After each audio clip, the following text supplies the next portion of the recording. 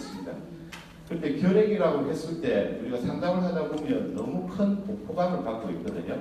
그래서 어떤 사람들은 결핵균으로 발병되고 어떤 사람들은 평생 결핵균이 내 폐 안에 들어오기 때문에 영국이 한가운데 우리나라 저 끝에 극동 지방에 있습니다. 그래서 파란색일수록 결핵이 많은 나라고 색깔이 옅어지고 회색일수록 결핵이 없는 나라입니다. 그래서 우리나라는 남과 북이 색깔이 다르죠. 그래서 북한은 아직도 결핵균이 한 해 새로 진단된 결핵 환자가 10만 명당 300인 이상 고위험군, 특히 이쪽에 버마나 북한 그리고 그 아프리카에서 남부 이쪽은 결핵균이 아직도 창궐하는 곳입니다. 그래서 얼마 전까지 우리 남한에서도 이제 이렇게 결핵이 많은 나라인데 좀 옅어졌습니다. 옅어져서 100인 또는 50인에서 100인까지 10만 명당 이제 매년 새로 발견되는 결핵 인구가 좀 낮은 편으로 많이 내려왔지만 우리가 항상 경쟁 구도로 삼고 있는 이거 미주 선진국들에 비해서 아직 결핵이 많은 나라가 되겠습니다. 그래서 OECD 국가, 얼마 전에 콜롬비아까지 이제 OECD에 들어오므로 해서 37개국인가 됐는데 그건 잘 사는 나라 1등부터 한 36등, 37등까지 보면 우리나라는 아직도 결핵에 의한 그 결핵 발생률, 유병 사망률 1위인 나라입니다.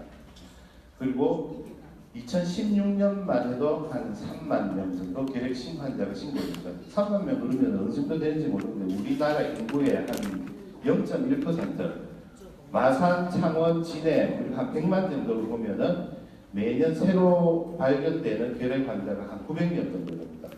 그래서 창원이 한 70만이면 그리고 마산이 한 50만 뭐 맞는지 모르겠습니다. 100만 정도에서 매년 1000명 정도가 새 결핵 환자로 이제 진단이 되죠. 그래서 결핵 때문에 사망하는 환자가 한 2,000명 정도, 그리고 매년 이제 17만 명 정도 결핵 감염이 되고 있습니다. 그리고 이건 성별, 연령에 따른 결핵 신환자가 되겠습니다. 파란색이 남자고 빨간색이 여자입니다. 두 개의 비교는 남자가 아무래도 결핵에 더 많이 걸리고 또 나이에 따른 70세 이상이면 또 결핵이 많이 걸립니다. 옛날에는 60세에 넘어가 환갑이라고 해서 아이고 오래 사셨네 이렇게 잔치하고 그랬잖아요. 요새 앞에 계신 어머님은 연세가 어떻게 되십니까?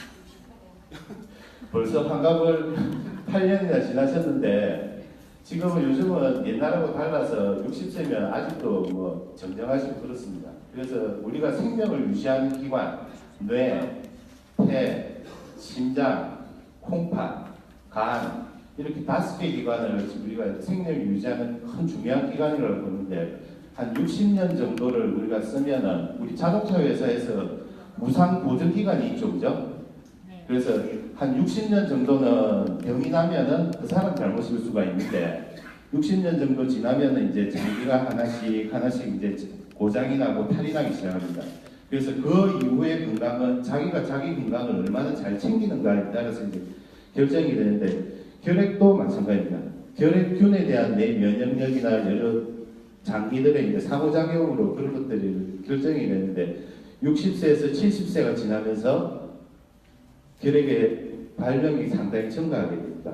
그래서 조연세에 계신 분들은 암도 많이 걸리고 뭐 혈관 질환도 많이 걸리고 결핵도 많이 걸리고 그래서 아까 보건소에서 검진 사업에 대해서 이제 말씀하시는데 증상이 없을 때 자기 건강을 잘 챙기셔서 체크를 해봐야 될 것 같습니다. 그리고 우리나라에서 이제 결핵으로 사망하시는 분이 이제 전체 감염성 질환, 옛날에는 콜레라, 장티푸스 이런 걸로 많이 사람들이 한 동네에서도 뭐 출초상이 나고 그랬는데 요즘은 그런 세상은 아니고 95년도부터 한 15년간 이렇게 따져보면은 감염성 질환으로 사망하는 환자. 그러니까 아까 암으로 제일 많이 사람들이 요즘은 돌아가시죠, 그죠? 그래서 감염성 질환이 한 퍼센트가 많이 줄었는데 95년도에만 해도 한 75%가 결핵 때문에 사망했으면 요새는 더 많이 줄어서 35%까지 많이 줄게 되었습니다. 그리고 결핵에 걸리면 어떤 증상이나 사실은 제일 궁금한 게 이 부분인데 지금 여기 보이신 분들은 결핵의 증상도 중요하지만은 아까 이야기했듯이 증상이 없을 때 검진을 통해서 조기에 발견하는 게 더 중요한 이제 연세들입니다. 그래서 이제 일단 증상을 보면 우리가 한 포스트나 이런 데 보면 2주 이상 기침을 하면 결핵 검사, 이 부분이 맞는 부분도 있고 아닌 부분도 있습니다.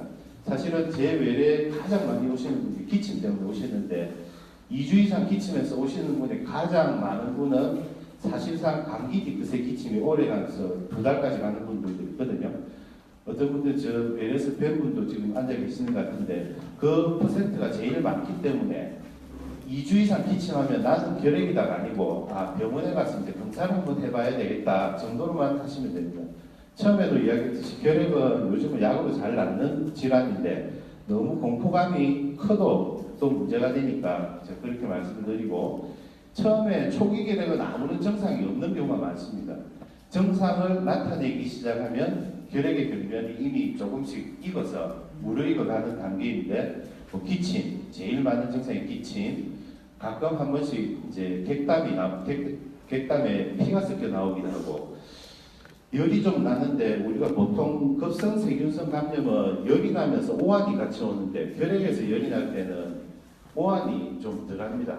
그리고 열이 내리면서 식은땀, 속옷이 젖을 때 식은땀이 많이 나고 특히 밤이나 새벽에 이런 현상이 많이 있고 뭔가 요즘 사람들을 만나면 얼굴이 많이 못해졌다. 피로해지고 식욕부진해서 살이 빠집니다. 그리고 흉부 통증, 체중 감소 이런 것들이 결핵의 특징인데 여기 사실은 따지고 보면 이런 증상들은 다른 질환에서도 많이 볼 수 있는 것들이거든요. 그래서 내가 열이 요새 좀 나고 가래에 피가 묻어 나오는데 나는 결핵이 아닐까 혼자서 걱정하지 마시고 병원을 오셔서 적절한 검사, 아주 간단한 검사로도 알 수 있으니까 그렇게 체크를 해보시는 게 좋을 것 같습니다. 그러면 의사들한테 가서 이제 진단을 어떻게 하는가? 내 몸에서 살아있는 결핵균이 나오는 게 결핵입니다.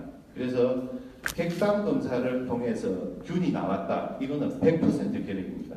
어느 조그마한 병원 그 의사가 신뢰성이 좀 떨어진다 하더라도 거기서 했던 검사, 객담 검사에서 균이 나오면 의심하지 말고 그 사실을 받아들여야 됩니다. 이게 확증 검사가 되겠습니다. 그리고 엑스레이나 CT가 뭐 비싼 검사이기도 하고 아주 이제 컴퓨터라는 말이 들어가니까 좋은 검사이기도 한데 결국 엑스레이나 CT는 이 가슴 내폐 사진을 그림자로 비춰보는 거거든요. 그래서 이건 객관적인 이제 증거고 이건 주관적인 그러니까 이 두 가지가 합해서 결핵을 진단하게 됩니다. 그런데 나중에 나오겠지만은 결핵은 결핵인데 균이 안 나오는 결핵균도 있거든요. 그래서 그 균을 찾아내서 확진하기 위해서 기관지 내시경이나 이런 특수 검사를 하기도 합니다. 그래서 결핵의 진단법에는 도말 검사라는 게 있고 이 균을 키우는 배양 검사가 있고 그리고 염색체 핵산 증폭 검사라는 검사도 있고 조직 검사도 있습니다. 그래서 결핵균의 특징은 다른 균들과 다르게 한 마리가 두 마리가 되고 두 마리가 네 마리가 되고 네 마리가 여덟 마리가 되면서 이렇게 균들이 자라나가는 시간이 일반 세균에 비해서는 한 10배 정도 천천히 자라나갑니다. 그래서 아까 앞에 나왔던 증상들도 아주 급성 폐렴에서는 고열이 나고 의식도 혼미해지고 이런 것들이 나오는 게 아니고 뭔가 몸이 좀 조금 편치 않은데 하는 정도의 증상만으로 결핵이 나오기도 하죠. 그래서 도말 검사라는 건 내 객단 내 여기 지금 밝아서 잘 안 보이는데 빨간 아까 결핵균의 색깔은 빨갛습니다. 그런 것들이 내 객담에 섞여 나오면 내 폐에서 나오는 객담이니까 결핵으로 진단을 할 수가 있습니다. 그리고 배양 검사 너무 나오는 균수가 적을 때는 현미경에서 그걸 못 찾아내기도 합니다. 그래서 균을 한 마리를 두 마리, 두 마리를 네 마리, 네 마리, 여덟 마리 이렇게 쭉 키워서 나중에 내 객담을 이렇게 배지에 키워서 보니까 결핵균이 덩어리로 이렇게 확인이 될 때가 있습니다. 그래서 지금까지는 배양 검사가 가장 정확한 검사입니다. 그런데 아까 처음에 말씀드렸듯이 균이 자라는 속도가 늦기 때문에 배양 검사를 확인할 수 있는 건 최소한 6주 이상 시간이 걸리는 거죠. 그런데 6주 동안 진단이 안 되고 특히 가족들하고 같이 있는데 손자들도 오고 하는데 애들도 옮길 수가 있잖아요. 그것보다 더 빨리 결핵을 진단하고 알기 위해서 결핵균의 염색체를 검출하는 거죠. 여기는 균이 그래도 몇 마리 있어야 보이는데 여기는 염색체 검사는 결핵균의 반 마리 정도의 DNA만 있어도 그걸 정복시켜서 결핵균의 존재를 알 수가 있습니다. 그래서 한 일주일 정도면 확인을 할 수가 있고, 아까 다른 사람한테 옮기고 결핵균이 내 몸에서 배출되는 것은 폐결핵이 대부분이고, 다른 사람한테 옮기지도 않고 임파선 결핵이나 이런 것들은 결핵균을 확인할 방법이 없습니다. 결핵균을 확인하는 게 확진 검사입니다. 그래서 불가피하게 조직 검사를 해야 되는 경우도 있습니다. 조직 검사는 의심되는 병변에서 일부 조직을 좀 떼내서 확인을 하는 건데 한 5일 정도 시간이 걸리게 됩니다. 그래서 이 하나의 검사만 하는 경우가 아니고, 우리가 결핵이 의심되는 병변이 있으면 이 네 가지가 동시에 이제 진행이 되면서 어떤 건 1, 2일, 어떤 건 일주일, 어떤 건 5일, 나중에 최종 6주나 8주 지나서까지 결핵균의 검사가 쭉 차례대로 나오게 됩니다. 그래서 마지막 결핵이 아닙니다 이야기를 할 수 있는 것은 6주에서 8주가 지나야 확인을 할 수가 있습니다. 그런데 이 앞에 검사에서 한 80 내지 90%는 거의 진단을 할 수가 있습니다. 균 음성 결핵. 이 사람은 분명히 엑스레이 보면은 결핵성 병변이 보이는데 객관 검사를 아무리 해도 균이 안 나올 수가 있습니다. 아까 우리 처음에 앞에 결핵균이 자갈돌처럼 생긴 면역세포에 둘러싸여 있는 아까 균이 있었죠? 그 경우에는 균이 그걸 뚫고 나와서 객담으로 섞여서 나와야 되는데 그걸 확인할 수가 없습니다. 그래서 균 음성 결핵이라는 말을 쓰는데, 결핵균이 검출되지 않아도 환자의 증상과 흉부 방사선 소견으로 이제 이 의사 선생님은 아주 이제 경험이 많은 의사라 해야 되겠죠. 결핵의 가능성이 크다면 균 음성 결핵으로 진단하고 결핵 치료를 시작을 할 수도 있습니다. 한 60년대나 70년대는 대부분 검사법이 발달하지 않아서 엑스레이 한 장 보고 결핵약을 주고 했었습니다. 그러다 보니까 결핵약을 한번 먹으면 6개월, 9개월, 1년씩 먹어야 되는데 제대로 못 먹고 결핵 치료를 중단하게 되고, 그러면서 내성결핵이 많이 생겨서 2000년대 이후에는 거의 결핵약을 스타트해서 복용을 시작할 때는 대부분 균 검사를 해서 확인한 다음에 이제 약을 드리는 게 지금은 이제 정도가 됩니다.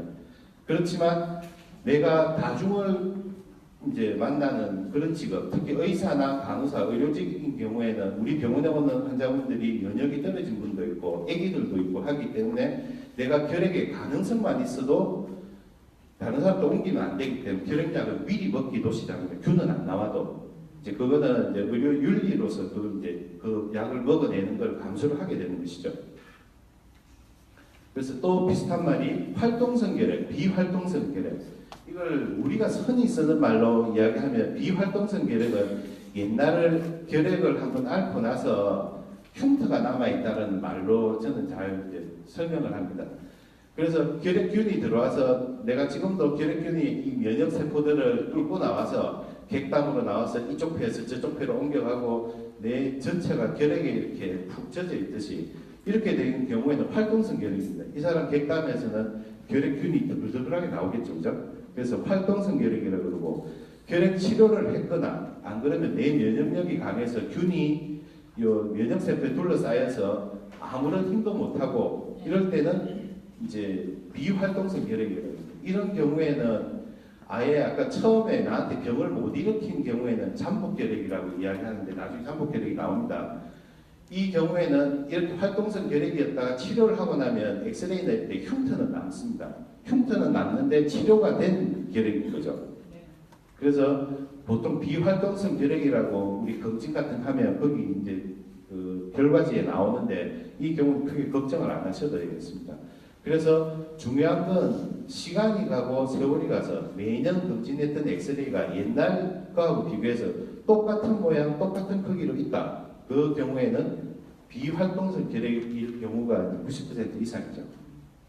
그래서 이제 의사들이 가면은 이 큰 병원에서 CT 한번 쓱 찍어보고 뭐 하면 알 텐데 왜 자꾸 옛날에 의사 선생님한테 가서 옛날 엑스레이를 갖고 오라 그러는가. 사실은 그게 비용이 가장 적게 들면서 가장 정확하게 알 수 있는 방법이기 때문에 발품을 좀 팔더라도 또 옛날에 그 의사하고 나하고 싸워서 다시 가서 뭐 좀 해달라 하기 좀 곤란하다 하더라도 가서 내 권리니까 내 옛날 사진을 복사를 해주시오라고 이야기해야 됩니다.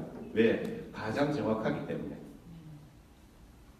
그래서 아까 폐외 결핵과 폐결핵을 말씀드렸죠, 그죠? 85%는 폐결핵, 그 중에 한 15% 폐외 결핵이 있는. 치료는 똑같습니다.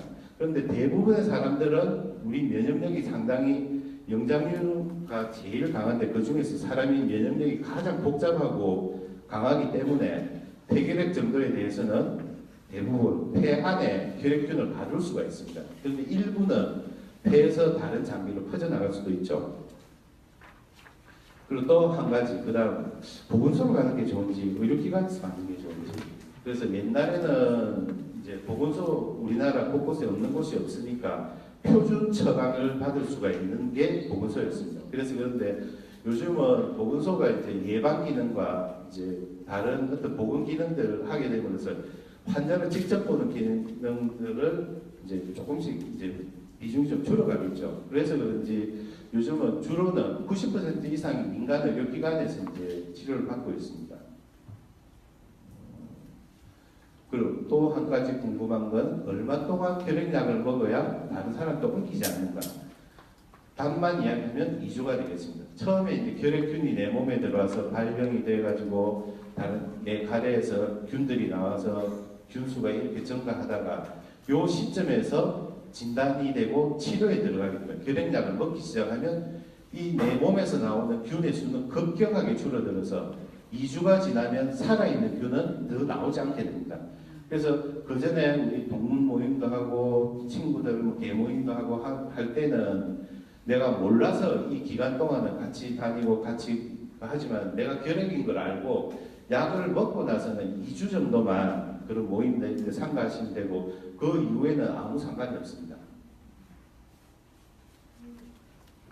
그래서 폐결핵 자체는 숨길 게 아니고 법정 상문 감염병이기 때문에 다른 사람이 전염될 수가 있습니다. 이 동안은 학교에 내는 서류, 직장에 내는 서류, 의사 선생님 다 적어줄 수 있으니까 2주 동안은 격리해서 요약하셔야 됩니다. 그러면 입원해서 격리 요약을 해야 되나? 꼭 그러실 필요는 없고 얼마 전까지 같은 한 집에서 다 살았으면 집에 계셔도 되는 거죠. 약을 먹으면서. 그래서 자꾸 입원을 이제 이야기하시는 분들도 있는데 입원해서 다른 상태가 안 좋은 분들은 저희들이 입원을 시키는 게 맞고 그렇지 않고 약만 먹으면 좋아지실 분들은 집에서 약 드시면서 2주 동안만 다른 사람과 접촉을 내가 몰라서 사람들한테 옮길 수는 있지만 알고도 옮기면 그거는 좀 윤리적인 문제이기 때문에 2주 동안만 만남을 조금 자제하시면 그 다음에 얼마든지 같이 지내실 수가 있습니다. 그리고 꼭 2주간 환자의 정상과 병의 중증도 약제 내성, 감염성 정도는 사실은 이걸 판정하는 게 그 의사가 되겠습니다. 그래서 우리가 알고 있는 건 2주가 지나면 큰 문제가 없고 내가 거기서 그걸 직장에 복귀하려면 이제 확인을 받는 과정은 의사 선생님한테 오면은 그 서류를 발부하게 되어 있습니다. 결핵약을 먹기 시작하면서 나는 어떤 것들을 지켜야 되는가? 2주 동안은 감염성이 있을 동안 마스크를 착용해서 내 기침이나 가래를 통해서 균이 나가는 거 이걸 좀 막아야 되겠고 공공장소를 외출을 하지 말아야 되겠고 환기가 잘 되는 독립된 방에서 머무는 것이 좋다. 근데 문을 24시간 열어놓으란 말이 아니고 환기를 자주 해주시는 정도면 되겠고 기침, 재채기 할 때 휴지나 손수건을 가리고 하게 됩니다. 그런데 휴지나 손수건이 없을 때는 자기 옷소매에 맞고 이 정도로만 하셔도 다른 사람한테 옮기진 않으니까 좋은 매너가 되겠습니다. 그리고 제일 많이 물어보는 게 결핵은 옛날에 우리가 못 먹고 살 때는 결핵 자체가 면역력이 떨어지고 내 몸이 너무 약해서 걸리는 경우가 사실상 많았습니다. 그래서 우리가 다 들어본 이야기가 개를 한 마리 먹으면 이제 결핵이 낫는다는데 그때는 개가 아니고 소라도 되고 닭이라도 되고 돼지라도 되는 거죠. 이 동물성 단백질을 너무 못 써요. 지금 요즘 같은 북한 실정하고 비슷할 겁니다. 50년대, 60년대 아마 70년대 일부까지 그랬을 것 같은데 그때는 영양 섭취만 다 해도 내 면역력이 정상적으로 이렇게 가동이 되면서 균을 이기는 경우가 많았었거든요. 그런데 지금은 살이 쪄서 문제지 다이어트를 해야 되는 게 문제지 영양이 부족한 경우는 없습니다. 그래서 꼭 그래도 이제 부모님들 마음이나 우리 애가 결핵 걸리면 뭐 곰탕도 해주고 싶고 장도 도와주고 싶고 하는데 그런 걸 음식으로 먹는 건 괜찮습니다. 대신에 그걸 액기스를 낸다든지 거기다 한약재가 들어가게 되면 그게 문제거든요. 왜 문제가 되는가 하면 평소에는 그걸 먹어도 큰 상관이 없는데 결핵약을 복용하면 결핵약이 아침에 먹어야 되는 결핵약이 한 움큼입니다. 내 몸에 들어오는 어떤 약물들은 다 간에서 해독을 하거든요. 그래서 평소에 간이 술을 많이 드신 분도 모르겠지만 농담으로 그 간에서 이 결핵약을 해독하는데 보약으로 먹는 그 약까지 한꺼번에 다 해독을 해내야 되는 거예요. 그래서 일시적으로 간에 너무 많은 부하를 주게 되면 간 부전에 빠지게 됩니다. 그래서 결핵약을 여기 드셔보신 분도 아시겠지만 올 때마다 엑스레이 찍고 피검사를 하게 되거든요. 왜 그런가 하면 간이 지금 결핵약을 잘 소화를 시키고 있는지 간 수치가 오르진 않는지 그걸 계속 모니터링을 하면서 결핵약을 복용을 하는 거예요. 그래서 어떤 사람들은 내 간에서 그걸 해독할 수 있는 능력이 아주 뛰어난 분들은 결핵약도 먹고 한약도 먹고 거기다 짬짬이 술도 마시고 이래도 괜찮은 사람들이 분명히 있어요. 그런데 한번 간 부전이 시작되면 이건 걷잡을 수가 없기 때문에 그런 위험들을 낮춰야 되는 겁니다. 그래서 결핵약을 드시는 동안은 술을 드시지 말라 그러고 술을 평생을 안 먹고 내가 살다 그러면 어르신 많이 답답하시겠죠? 근데 결핵약을 먹는 동안 6개월에서 9개월 동안만 그걸 안 먹는 거니까 그건 참아낼 수가 있습니다. 그리고 한약 종류, 액기스 종류는 될 수 있으면 하지 말고 차라리 그걸 게 소주가 아니고 그냥 게장국, 뭐 게갈비, 뭐 여러 가지 맛있는 음식으로 해서 드시는 그 큰 상관이 없을 것 같습니다. 그리고 결핵 환자 또 하나 이제 환자분들과 보호자분들이 많이 물어보는 거 숟가락하고 이런 거 다 삶아야 돼요. 그걸 많이 물어보십니다. 그런데 이건 공기를 통해서 전염되는 거기 때문에 숟가락 이런 거 식기 이런 거는 따로 그렇게 하실 필요가 없고 일상생활대로 다 하시면서 마스크 내가 같이 얼굴 마주보고 이야기하다가 갑자기 아까 팔로 가지고 기침해야 되는데 그런 틈도 없이 기침이 나오면서 내 가래가 넘어갈 수가 있으니까 그 정도만 하시면 되고 이제 물건 같은 걸 따로 써야 되고 그건 안 하셔도 될 것 같습니다. 그리고 폐외 결핵은 전염되지 않습니다. 균이 나갈 구멍이 없기 때문에. 결핵약은 최소한 얼마를 먹어야 하나요? 옛날에 한 70년대만 해도 결핵약을 먹으면 제일 짧게 먹는 게 1년, 2년 이렇게 먹었습니다. 지금은 그 기간을 줄일 수 있지 않는가 여러 가지 연구와 스터디를 한 결과에 따르면 4가지 약제를 복합해서 먹을 때 6개월까지 그 먹는 기간을 줄일 수가 있었습니다. 6개월보다 더 줄여볼까 했는데 6개월보다 줄이니까 재발률이 증가를 하게 됩니다. 그래서 4가지 약제를 처음 2달 동안 4가지, 그 다음 4개월 동안 3가지 약제를 조합해서 먹을 때 6개월에 치료를 종료를 할 수가 있습니다. 그런데 이제 연세가 좀 많이 드신 분들은 약이 너무 많아서 이제 문제가 될 경우에 3제요법, 표준요법이 2가지인데 3제요법을 쓸 경우에는 9개월 동안 드시면은 1차 치료를 끝낼 수가 있습니다. 그런데 가장 염려스러운 거 결핵약을 처음에는 아까 결핵의 여러 증상들도 나오고 가래 피도 나오고 몸도 자꾸 체중도 빠지고 이래서 처음 1, 2개월 동안 약을 복용하면 대부분의 결핵균들은 다 죽습니다. 그런데 한 병소 안에 있는 결핵균도 막 활동을 하는 놈도 있고 그냥 동면 상태에 있는 놈도 있고 이런 놈들이 동면 상태에 있는 놈들은 활동하는 균들에 기가 죽어서 있는 놈들이거든요. 그래서 활동하는 균들이 결핵균에 다 죽고 나면은 자기 경쟁자들이 없기 때문에 걔들이 깨어나서 다시 또 활개를 치는 거죠. 그래서 1, 2개월 결핵약을 먹고 나면 정상이 좋아지니까 아유 다 나은다. 아유 6개월 어떻게 그걸 먹어? 나는 살짝 이제 그만 먹어야지. 이러면서 예성결핵으로 되는 경우가 많습니다. 그래서 자율로 중단하는 게 가장 위험한 경우가 되겠습니다. 그런데 옛날에 내가 그때 의사선생님한테 갔을 때 8주만 먹었는데 한두 달 먹고 이제 안 먹어도 된다고 했는데 그때는 결핵이 아니고 결핵이 의심되어서 약을 먹다가 결핵이 아니라는 게 확인이 돼서 아마 그만두셨을 가능성이 많고 그 결정을 혼자서 하게 될 경우에 예성결핵으로 발전하는 경우가 가장 치명적이게 됩니다.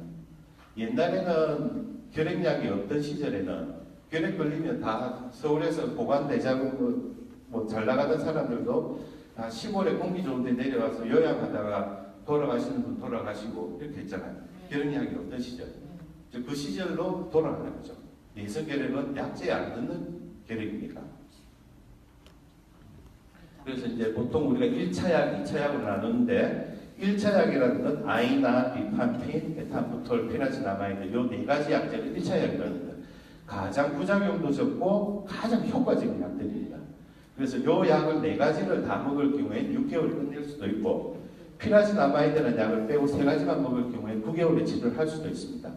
그런데 여기에 내성이 있는 내성결핵은 2차 약을 쓸 수밖에 없는데 2차 약은 훨씬 치료받는 기간이 깁니다. 18개월 정도, 1년 반을 치료해야 되고 그 중에 한 6개월 정도는 주사도 같이 맞아야 됩니다. 그래서 2차 약을 먹으면 또 다 나으면 좋은데 치료 확률이 한 60%로 떨어지게 됩니다. 그래서 2차 약을 18개월 동안 제대로 먹어내기도 힘들고 그러니까 1차 약에서 다 끝을 내야 되겠습니다. 그리고 결핵의 부작용에 대해서 이제 말씀을 드리겠는데 결핵의 부작용이 의심되는 증상이 나타나면 즉시 전화로 결핵 관리 전담 간호사 요새는 대한민국 어디를 가더라도 큰 병원에는 결핵 전담 관리하는 간호사가 있습니다.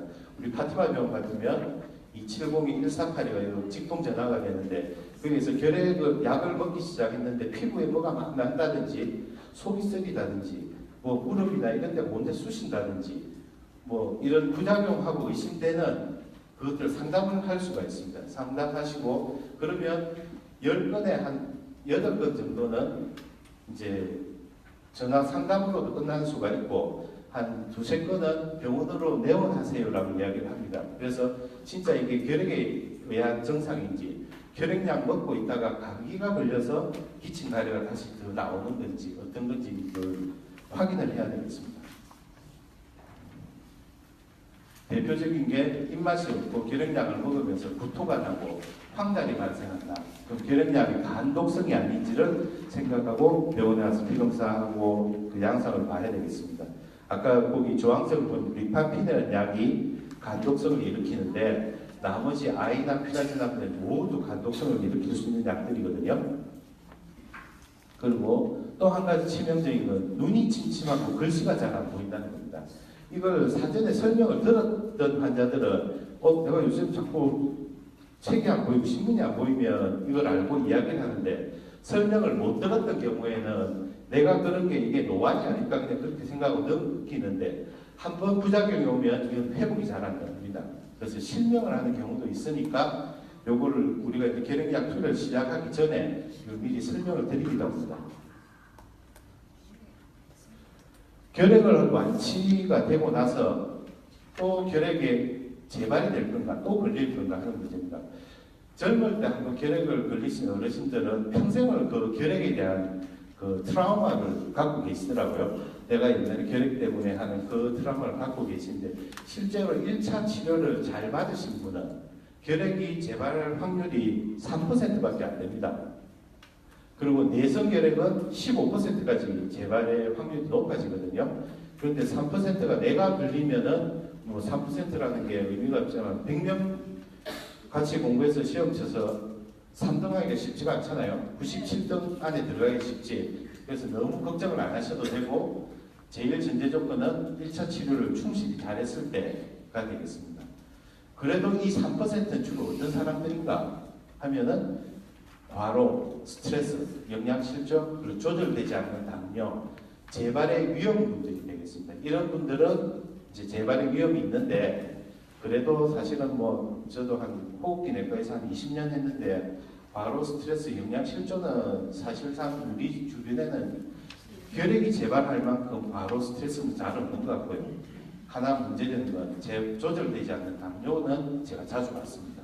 그래서 당뇨가 있으신 분들은 결핵 치료가 끝나더라도 당뇨 조절을 잘 하셔야 됩니다. 그래서 약제 내성결핵 앞에서 제가 말씀을 드렸던 부분인데 어떤 경우에 처음부터 내성이 있는 균이 나한테 들어온 경우도 있지만 대부분은 결핵약을 좀 치료하다가 증상이 좋아지고 자의적으로 결핵약 중단하는 경우가 되겠습니다. 그래서 이제 이런 경우가 있는데 청소년 결핵이 또 있거든요. 청소년들이 애들 결핵에 걸리고 나서 아까 체중도 빠지고 입맛도 떨어지고 해서 애들 여학생들이 얼굴도 좀 갸름해지고 이뻐진단 말이에요. 결핵 환자는 그 옛날에도 그런 말이 있어요. 결핵 환자는 미인이란 말이 있는데 살이 빠지고 날씬해지니까 결핵약을 먹으면 결핵균한테 뺏기던 이런 영양분들을 내가 다시 다 찾아오는 거죠. 그래서 원래대로 얼굴도 좀 통통해지고 혈색도 좋아지는 게 그게 싫은 거예요. 애들이 철이 없어서. 그래서 결핵약을 먹는다 그러고 아침에 이제 먹고 학교 가면 되는데 그걸 먹는다고 받아서 다 모아놓는 거예요. 그래서 결핵 내성이 생기는 경우를 좀 봤습니다.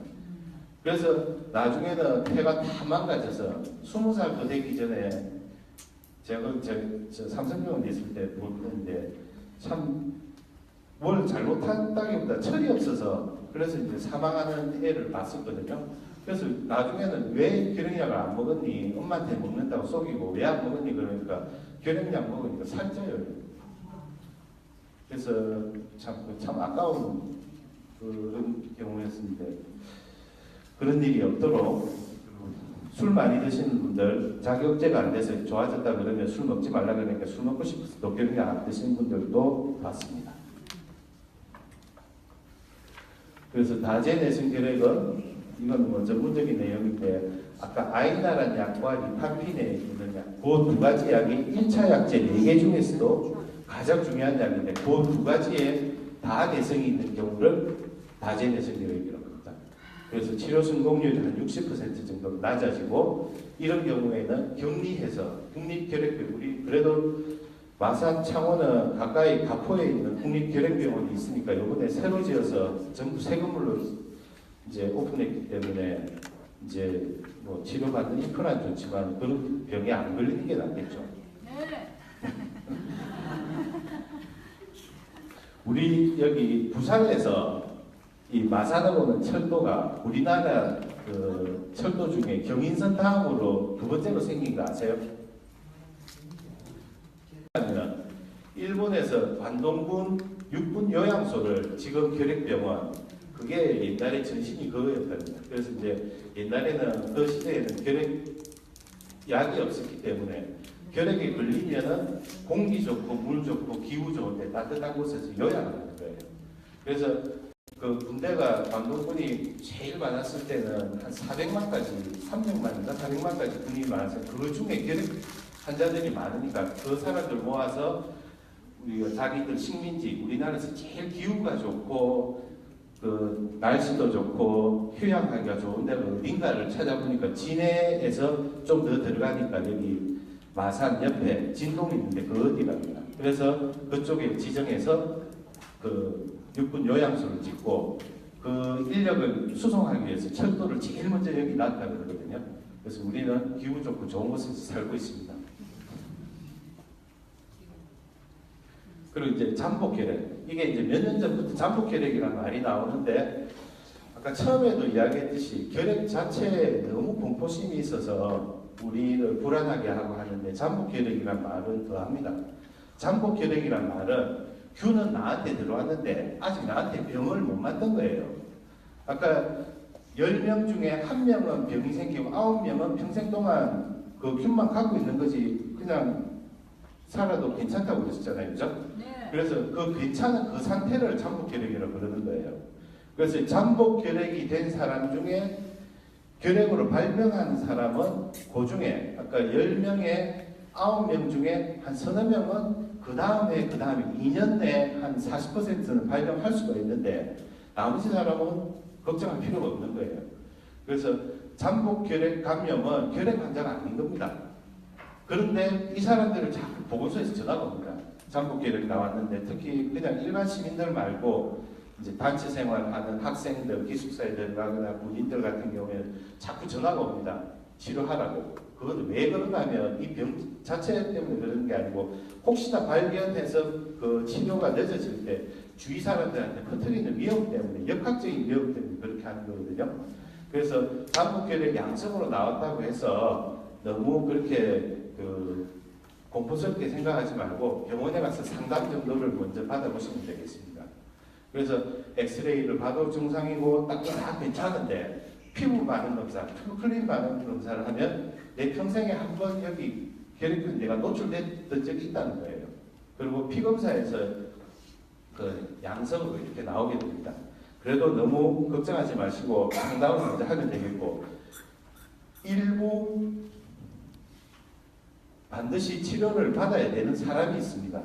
그건 보통 건강한 사람이 9사람이 그대로 그냥 평생 내가 잠복기는 상태로 그냥 살 수도 있고 안 생길 수도 있다 그랬는데, 이런 사람들, 그 에이즈 환자, 최근에 감염된 사람, 그리고 폐섬유화증, 진폐증, 면역 억제제 치료, 종양이 있는 사람, 혈액 투석 중인 사람, 혈우병이라는 희귀한병이 있고 배 쪽에 수술한 사람, 위를 드러낸 사람은 위산을 분비 못하기 때문에 혈액의 균에 약합니다. 그리고 당뇨병, 저체중, 심한 흡연, 이런 어떤 병이 잘 생길 수 있는 요소를 갖고 있는 사람들만 치료를 받으면 됩니다. 그리고 아까 보건소에서 이야기하는 역학, 방역적인 면에서 다른 사람들이 전염되는 걸 차단해야 되는, 그러니까 특히 의료인 같으면 그렇겠죠, 그죠? 네. 제가 호흡기내과 외래에 있으면서 제가 혈액균이 걸려서 저한테 진료를 받으러 온 사람한테 제가 기침해서 옮겨서는 안 되잖아요. 네. 이제 이런 사람들은 잠복혈이 나오면 치료를 받아야 됩니다. 그래서 이건 앞에서 제가 말씀드린 내용이고, 잠복혈액 치료는 실제 치료만큼 어려운가? 여기 결핵 치료는 약이 한 움큼이 되는데 잠복혈액 감염 치료는 한 3알 정도 이렇게 약을 적게 먹어도 괜찮습니다. 그럼 얼마 동안 먹는가? 아이나만, 요 하얀 약이 아이나 300mg 3알입니다. 9개월 먹든지, 리파핀하고 같이 먹을 수도 있고, 같이 먹으면 3개월, 리파핀만 먹을 경우에는 4개월 동안 먹으면 잠복혈의 이 혈액을 재발하는 거에 90% 정도를 막을 수가 있습니다. 규칙적으로 복용 완료 시 예방 효과 90% 나오죠, 그죠? 여기까지가 제가 준비한 내용이고, 그리고 결핵, 주변에 결핵 환자도 많고, 또 실제로 결핵을 걸려보셨던 분들은 많으실 텐데, 또 궁금했거나 한 번은 제가 물어봤으면 좋겠는데, 항상 진료 볼 때 바빠서 못 물어본 그런 내용, 저한테 질문하고 싶으신 내용 있으면 질문을 받겠습니다.